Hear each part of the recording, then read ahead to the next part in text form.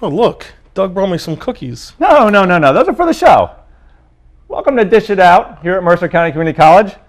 We're very pleased you could join us here at the Culinary Center.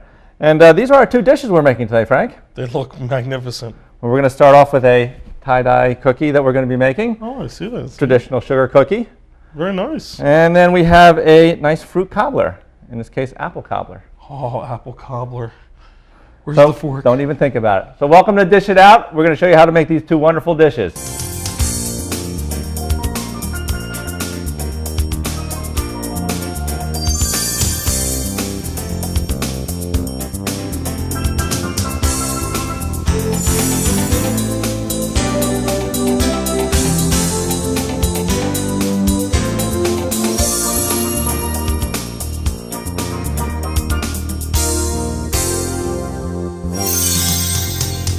So Doug, since we're starting off with these tie-dye cookies to match your jacket, and they look fantastic, I have to make mention that I know that the kids during the summer fondly refer to you as Chefy. Right. And this is one of the items that I think they are in love with. So if you have kids out there at home, this is a great chance for you to go in the kitchen and make it with them. So how are you going to get us started by making these? All right, well, this is a fun dish to do. And this is a little bit of softened butter. A little bit, yes. A little bit is actually a cup, and we're going to put this in first. And you know, one of the great things about this recipe is, yes, you can use an electric mixer, but you can very easily mix it by hand. What you want to do is you want to smooth it, and I always tell the kids, you smooth it like you're putting cream cheese on a bagel. You just smush it into the side of the bowl here to cream it and get it nice and soft in there. So that's why it's so important to take that butter out ahead of time. Right. Although if you're like, a lot of homes, like my home, at the last minute you need to do something, you go ahead and you can throw it in the microwave, short bursts, to make sure you get the just soft. Not liquidy, just soft, right? Exactly. So creaming is typically your fat and your sugars, and we're going to add 1 1/2 cup of our granulated sugar in here. Anyway, we want to mix this in, and we're looking for a peanut butter type of consistency. And you can see as I'm mixing it, I'm just kind of smushing it into the side of the bowl to incorporate that sugar right in there.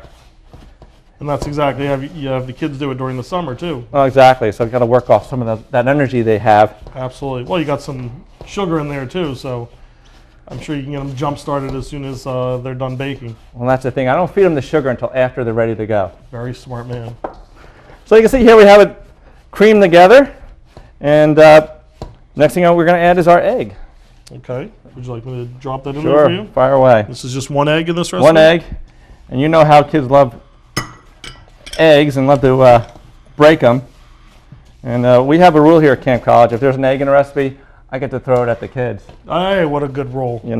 And if it breaks, you know whose fault it is? Theirs. Exactly. It's not my fault. It was perfectly fine when it left my hand, so it has to be their fault.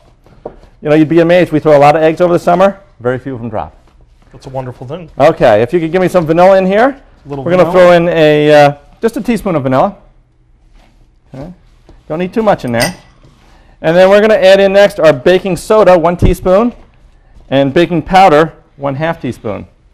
Now, this is kind of a guerrilla baking here. I'm not a big fan of sifting. Don't tell my pastry chefs that work here.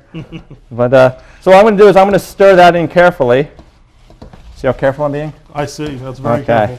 So what do you know? We're all sifted and blended. Well, again, this is why it's such a great recipe to do with the kids at home. It is pretty foolproof. So we're going to add, this recipe calls for buttermilk, and we're going to start off with just 2 tablespoons of buttermilk. Okay. Just the beginning. We may have to add more at the end, but approximately 2 tablespoons. Beautiful.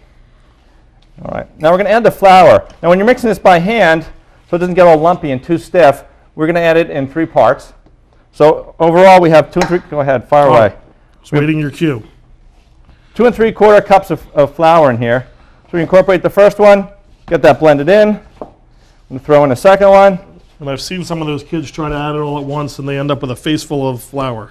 Well, it ends up all over the place too. So, see, I did that just to demonstrate that that's what can happen. See that?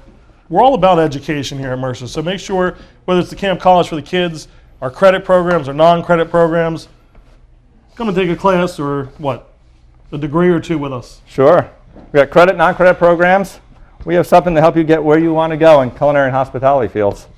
All right, we're ready for cup number 3. I'll put it in there gently. Thank you so much. You're very welcome. All right. Now, once this is all incorporated, you see you get a nice dough consistency going. We actually want to refrigerate this after we add our coloring. We're going to kind of hurry it along a little bit here. Sure. So you're going to keep blending it, and eventually you get to the point where it looks like dough. And when you get there, you can actually start mixing with your hands. But if you mix it too much, it gets too melty. With these tie-dye cookies, when we put them in the oven, they have a lot of spread to them. So you got to space them out. But you see it's now starting to form our dough. And that's what we want. If you're just tuning in, there's nothing wrong with your TV set. It's my jacket. It is tie-dye. We're doing tie-dye cookies here at the Culinary Center at Mercer County College. So there we have a nice dough. Excellent. So now we have a couple of options to color our dough. We're going to do the fun part of our tie-dye cookies. All that work of all that mixing is done. And so we have our dough in a bowl here. And what I like to do is let the dough rest a little bit, because right now it's very soft. So what I do is I put it into some plastic wrap, and I'm going to wrap it up slightly, and I'm squishing it down. And now I have my cookie dough here, and I can put this in the refrigerator for a little while. So I give you time, if you're doing this with kids, to recharge your batteries, clean the deck a little bit, and then you have your cookie dough. And this is going to go in the refrigerator. And if you only want to make half the dough, you can refrigerate half or freeze the half. It'll hold it fine in your freezer. It's butter dough. Perfect. Is this where the kids start to try to take a piece and start eating it? And what do we always tell them? We tell them it's got raw egg in it. Raw egg has salmonella. Salmonella can cause diarrhea. Don't do it. Exactly. All right. So when it comes out of the refrigerator, it's a little firmer. And you can see it holds up well on its own. And the batch that we just made, I've broken into 2 pieces. And we're going to color them both. One, I put on gloves because sometimes the food coloring, it's like permanent ink. It wears off. And so I'm freshly manicured, so I don't want to have, purple on my fingers for a week. That's very wise. Save it for your jacket. So the second piece, what we're going to do is we're going to put the food coloring in, and we're actually going to mix it up inside the Ziploc bag, so you don't have to worry about ruining your manicure. Oh, thank you. So 3 of the favorite colors that are often chosen here. Starting off here with some purple, and I'm just going to put some stripes right down in there. Now, do you have a recommendation as far as any food colorings? A lot of times we'll use the different pastes that they have for, but as far as a liquid one versus... Yeah, the liquid one are a little more challenging to work with, in that they you have to have the dough really separately in 3 separate batches, and then try and mix them together and twist them together to get that tie-dye look. So it's still doable if you have that, but if you can have the paste or the gels, they work much better. Yeah, these particular gels, and these are Wilton brand gels. You can get whatever brand you want, but you can find these at most local supermarkets. Even the big superstores carry this type of gel. Exactly. And just you can see just a couple stripes in there. Doesn't take much, because we're going to work them by hand. It's not much color at all. Not yet. Oh. The magical part starts soon. I like to put the brightest color in the middle.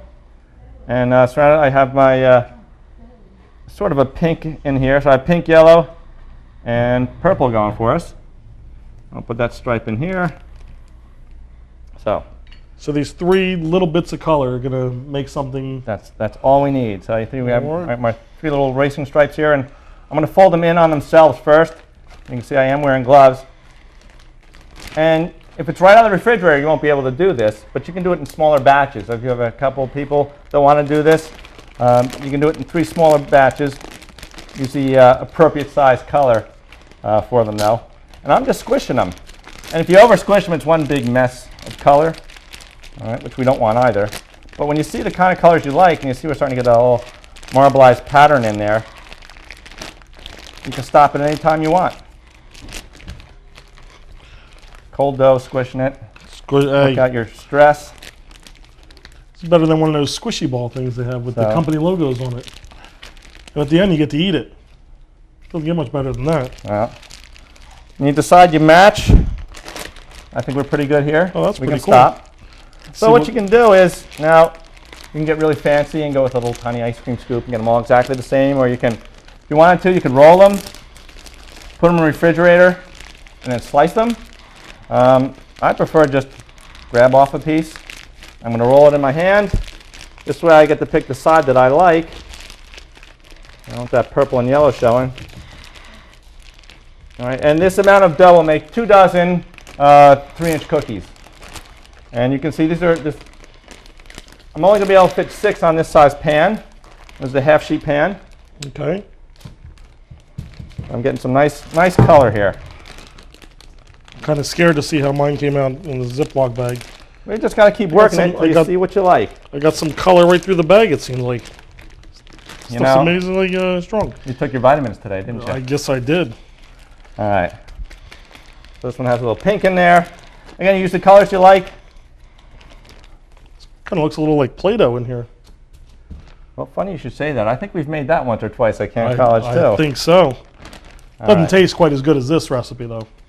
I would think not. Although it is non-toxic. It is indeed. Okay. So what we're going to do is we're going to take these, we can put these into our oven and take out our finished ones, and we can show you how big they actually get. Let there be magic. Ooh. Tie-dye cookies.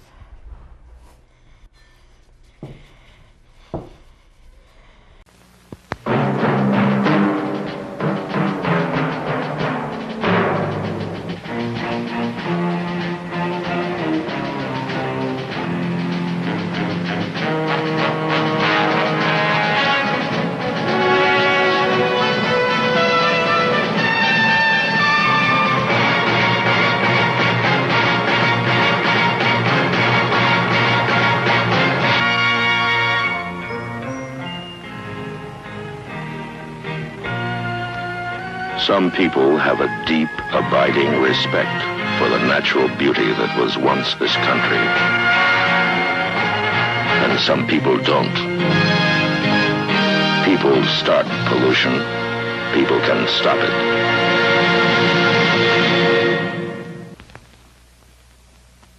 Hi, I'm Doug Fee, coordinator of the hospitality programs here at Mercer County Community College. I'd like to take a moment to tell you about all the programs we have to offer you.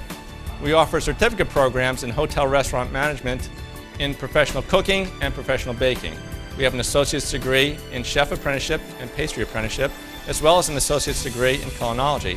We also offer an associate's degree in hotel, restaurant, and institutional management. Now, the certificate programs are designed to roll right into our associate's degree program in hotel restaurant management, and that's set up to articulate into many four-year schools. So whether you're looking to jump right into a management position somewhere in industry or looking to transfer to a four-year school, we have many students who do both of those things and can be quite successful. What we want to do is help you explore all the career possibilities that are there. There are many segments of various industries that work well, whether you're talking about getting into hotels, restaurants, resorts, casinos, cruise lines, business dining. Use Mercer County Community College to help you explore what is best for you and where you want to go with your career. I'd love to talk to you if you're interested in one of our programs here at Mercer. You can reach me at 609-570-3447, and let's talk about how you can use Mercer to help you explore career opportunities. Or if you'd like, send me an email. You can reach me at feed, F-E-E-D, @mccc.edu, and we can set up some time to talk. So remember, if you're thinking about a hospitality industry, we have many options open for you. Give me a call. I'd love to hear from you. You're unique. So are we at Mercer County Community College. Over 60 majors to choose from. Discover your unique path and turn your passion into a career.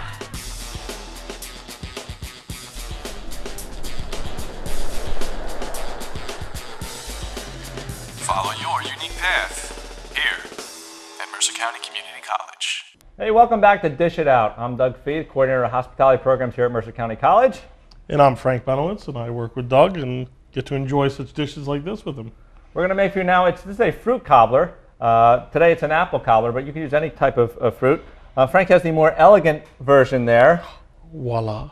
I have the more guerrilla approach here. What we do in camp here when we do our summer cooking classes for kids. But this is also good if you want to make some cobblers on the go. You have a picnic to go to, foil pans work just fine. Certainly. So let's get started here. First thing we need to do is peel and core our apples. So why don't you go ahead, you got an apple core there. Sure, yeah. Of course, that's not a lot of fun to do it that way. What I'm going to do is I'm going to cheat over here. Holy cow. And I'm going to just go ahead and take the stem off. Hey, what are you doing? I'm having fun. Oh my goodness. I thought no fun was allowed here. Isn't that one of your rules with Camp College? No fun? Well, no fun for the kids. I'm allowed to have fun. Hey, you know what? This thing's working for me. See, now I have some apple pasta here. All right, and actually I have here a You're done? little slinky even. Jeez, So man. what we can do with this actually, we're making a cobbler. Sometimes apples, especially Granny Smith, can be a little on the tart side. It can also be a little bit too firm for the apple cobbler. This only has about a 20-minute bake time. Okay. So what I did is I took my my peeled cord and I sliced up my apples and diced it up. And what I actually did is I mixed this with a little bit of lemon juice. Okay. All right, and that's to help prevent the oxidation. And put that into a bowl. Actually, I had one in a glass bowl first. What I did is I actually microwaved them for about 2 minutes. I was going to say, these looked a little bit like my grandmother's baked apples. Well, that's the old-fashioned way. If you want to go ahead and core them and then microwave them, this is a lot more fun. Yeah. But if you don't have one of these, you can still do it that way. You're just going to have to peel them. So what I have in here is my apple. I have about 2 tablespoons of lemon juice in here. And this is 3 cups of apples. I mean, if it was blueberries, strawberries, whatever you have, 3 cups will work. I'm going to add to this just about a half cup of sugar. Now you're talking. Now, if you're really sweet, like berries winter in season, you might not need that much sugar. Yeah, a lot of times when we do the Camp College during the summer, you have the blueberries, so you know they're in season. You don't have to add as much, right? Exactly. So what we have here is you can see how much work that was. Nice and easy. So what we're gonna do next is we just need to dish it out. Okay. How appropriate. I know. It's a week, but How long have you been holding that one back? This is 4-ounce ramekins here. All right, we have both the ceramic and the foil. This same quantity for this recipe could easily do a 9-inch pan. All right, so let's do a couple of each now to start. If I could hand you those. So that's great. So you can make this individual, or you can make this if you're bringing it to the neighbors or to Exactly. my house. Well, let's not get carried away. Oh, If I could have the bowl, please. Of so we course can you get can. things rolling. Okay. So that was our. There you go. Don't say I never gave you anything. oh, well, thank you. I guess using this would be a lot easier if you're doing a lot of these. Exactly. But if you're doing 5 apples, sometimes it takes as long to clean that thing as it does to actually use it, but it's fun.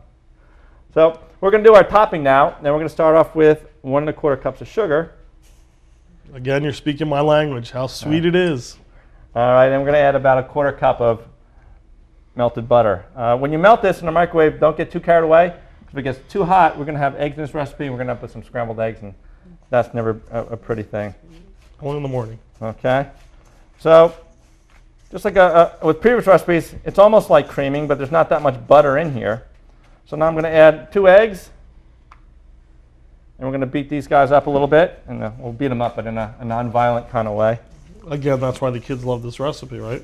Exactly. Break some eggs. All right. Now we're going to sift. Not. All right. We're going to start here with 2 teaspoons of baking powder. And we have a half teaspoon of salt. And we're going to sift that in carefully. Sorry, Chef Ann. All right. Here we go. All sifted like magic. Just like that sifted flour too, right? Exactly. Okay. So now we're going to add in our milk. And this is just half cup of milk. And that's just regular whole milk, right? Regular whole milk, as opposed to, I guess, irregular whole milk. As opposed to irregular whole milk, or as opposed to, I was going more like the skim milk or something Oh, like okay. There you go. that fat is flavor type philosophy again. Okay. I don't think you want to eat that much sugar and butter and all these things and then skimp out and do the skim milk, right? No, not at all. Okay. Now we're going to add our flour in, again, in a couple batches. So if you add it all at once, you can easily end up with lumps. We don't want any lumps in here, so we're going to stir in. It's about. You know, sifting would prevent those lumps too. Yeah, but that's so much work, and that's something else to clean. Look. If you're doing it at home, you're not going to have all these pretty last things to wash out when you're done. You're going to have your measuring spoons and a bowl. Exactly. So you have one big bowl, you pour half of it in, you mix it in, you pour the rest in, right? That's it. All right, now we have the rest of our flour here. I'm going to throw this in, and this is going to be the topping, which for our cobbler is more like a batter. So for this, I like to use, again, an ice cream scoop. Okay. And I can use the same one if I wanted to. I don't have to dirty a whole nother scoop, but we have it out, and it's already pretty, so we might as well use it. So we're going to do one in a ceramic ramekin, and they bake evenly, which is a nice part about those.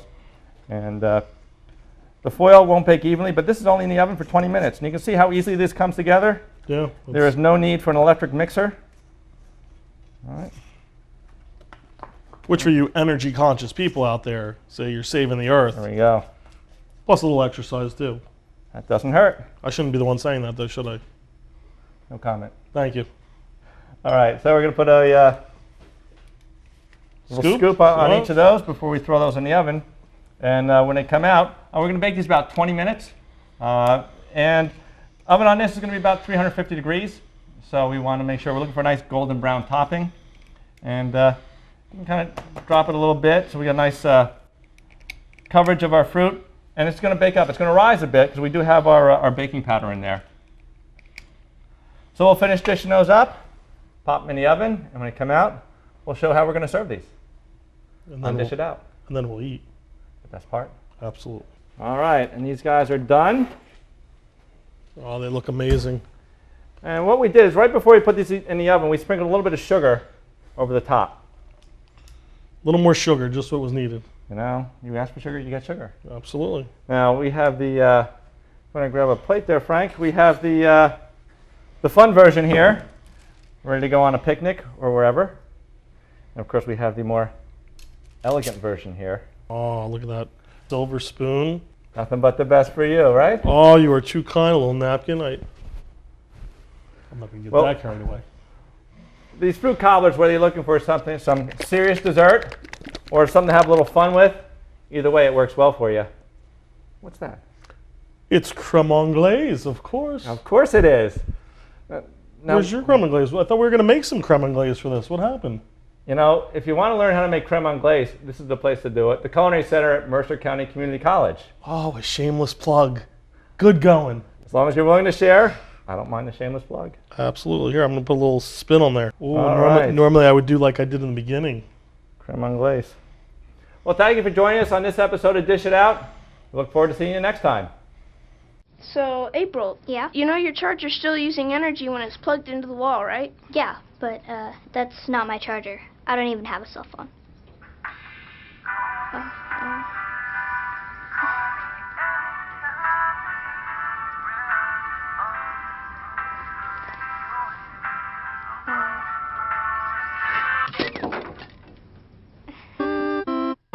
Millions of kids are using their energy wisely. What's your excuse?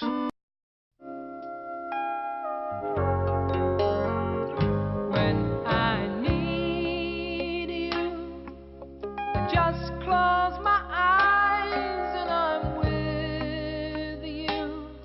And all that I so wanna give you, it's only a You don't have to be a hero to be a hero. When you adopt a child from foster care, just being there makes all the difference. Welcome to another edition of Ask Frank. I hope that you're not asking your neighbor because I'm right here and I'm Frank. So watch Dish It Out and make sure you send those questions in at feed@mccc.edu. Today we have a question that's quite often asked. It concerns the grading of different beefs. So right here I have the, as they say, the king daddy of them all, the beef tenderloin cut filet mignon. This, quite a lovely piece of meat. This is a choice. In beef we have what's called prime, choice, and select. So today I have a piece of choice, and that's quite a good cut of beef. And you can pay anywhere from $9.99 all the way up to say $15.99 a pound for such a cut. Now, looks nice, right? Over here, I have, ooh la la, we broke the budget. We went for a piece of prime. Not only is this prime, it's also dry aged. Dry aged typically process is about 28 days long. And without getting into the disgusting aspects of it, because you can read up online and I don't want to ruin your appetite for this succulent piece of beef here, this is a piece of beef that could run you $24.99 to say $29.99 a pound.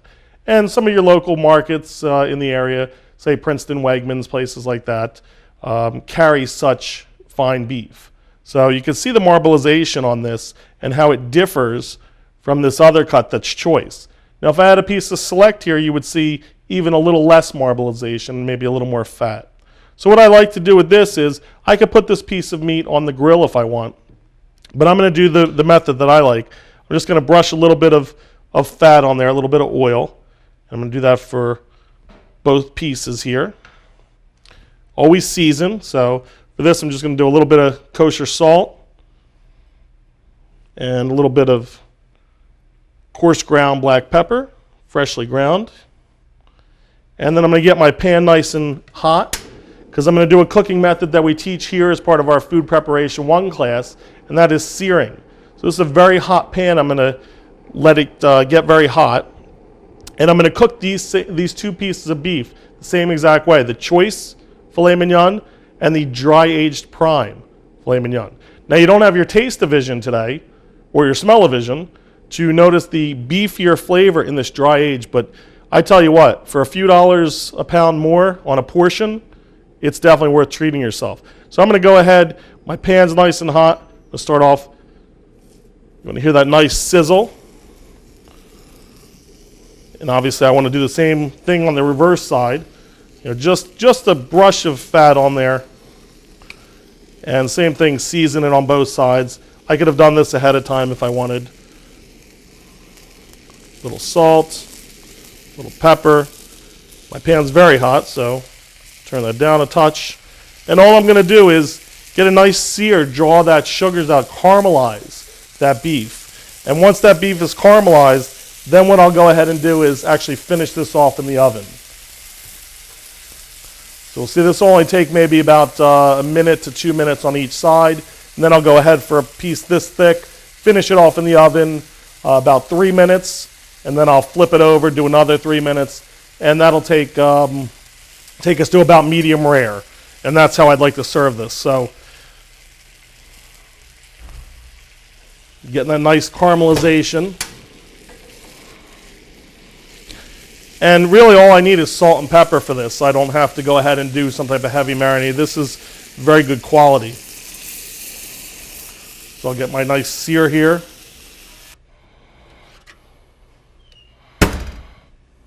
Oops, you caught me in the middle of a little snack here. So this is the finished product of the steak. I think you got to see a little bit of the caramelization.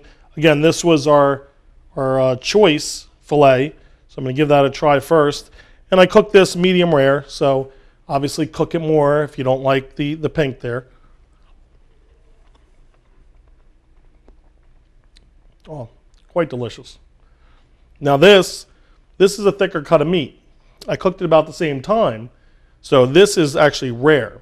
I'm paying more per pound here, so if I cook it more, I'm going to have it shrink more.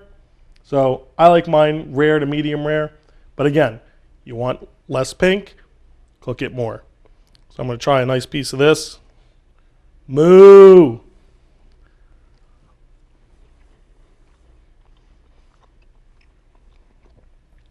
So much more tender, this dry aged prime meat. I could literally cut this with my fork if I had a little bit of groove on my fork. It's really tender. It's very beefy in flavor. The choice, quite delicious. The dry aged prime, heavenly. So next time you're going, treat yourself. Spend a few more dollars. Try a piece of this dry aged prime beef tenderloin, or whatever cut you like. It could be ribeye, it could be strip steak. Spend some money, a few more dollars. Dry prime, dry aged beef. It's what's for dinner. Remember, don't ask your neighbor, ask Frank.